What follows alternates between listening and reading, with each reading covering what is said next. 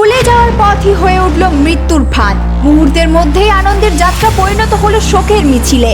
বহরমপুরের গোবিন্দপুরের rail line পার হওয়ার সময় পুলকারের সজোরে ধাক্কা কাটোয়া নিমতিতা প্যাসেঞ্জার ট্রেনের। ঘটনাস্থলেই প্রাণ হারালো 2 স্কুল পড়ুয়া সহ একাধিক। আশঙ্কাজনক অবস্থায় আরো কয়েকজন হাসপাতালে চিকিৎসাধীন। কিভাবে ঘটল এই হৃদয় বিদারক ঘটনা, দেখুন আজকে আমাদের বিশেষ প্রতিবেদনে। নমস্কার বন্ধুরা, আপনারা দেখছেন voice of Bankura, presented by Hair Junction by Flora. এখন প্রতিটি পরিষেবায় থাকছে আকর্ষণীয় উপহার। শুক্রবার সকাল 7টা নাগাদ মুর্শিদাবাদের বহরমপুরের গোবিন্দপুর এলাকায় ঘটে যায় এক মর্মান্তিক দুর্ঘটনা।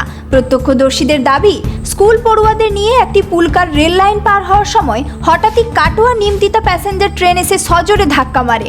সংঘর্ষ এতটাই ভয়াবহ ছিল যে ঘটনাস্থলে মৃত্যু হয় 2 স্কুল পড়ুয়া ও আরও 4-5 জনের। দুর্ঘটনার পর এলাকা জুড়ে ছড়িয়ে পড়ে চরম আতঙ্ক ও শোকের ছায়া। দুর্ঘটনার পরপরই স্থানীয় বাসিন্দারা ছুটে এসে উদ্ধার কাজ শুরু করেন। গুরুতর আহতদের দ্রুত কর্ণসুবর্ণ ব্লক হাসপাতালে নিয়ে যাওয়া হয়। হাসপাতাল সূত্রে জানা গেছে, আহতদের মধ্যে কয়েকজনের অবস্থা আশঙ্কাজনক। আহতদের চিকিৎসার জন্য চিকিৎসকদের বিশেষ দল গঠন করা হয়েছে। এদিকে দুর্ঘটনাকে ঘিরে উঠছে একাধিক প্রশ্ন।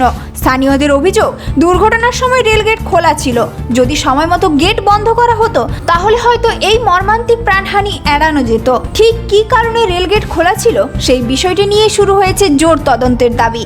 ঘটনার খবর পেয়ে প্রশাসনের উচ্চপদস্থ আধিকারিক, রেল কর্তৃপক্ষ এবং পুলিশ ঘটনাস্থলে পৌঁছায়। দুর্ঘটনার প্রকৃত কারণ জানতে তদন্ত শুরু হয়েছে। রেলগেটে কোনো গাফিলতি ছিল কিনা, নাকি অন্য কোনো কারণে এই দুর্ঘটনা ঘটেছে, সব দিকই খতিয়ে দেখা হচ্ছে বলে প্রশাসন সূত্রে জানা গিয়েছে।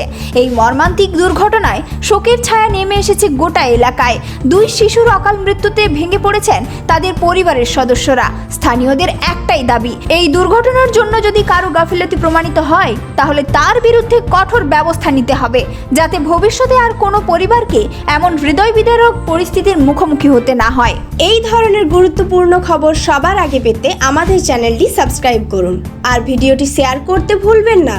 আপনার মতামত কমেন্টে জানান আর লাইক শেয়ার করে ভয়েস অফ বাঁকুড়ার পাশে থাকুন।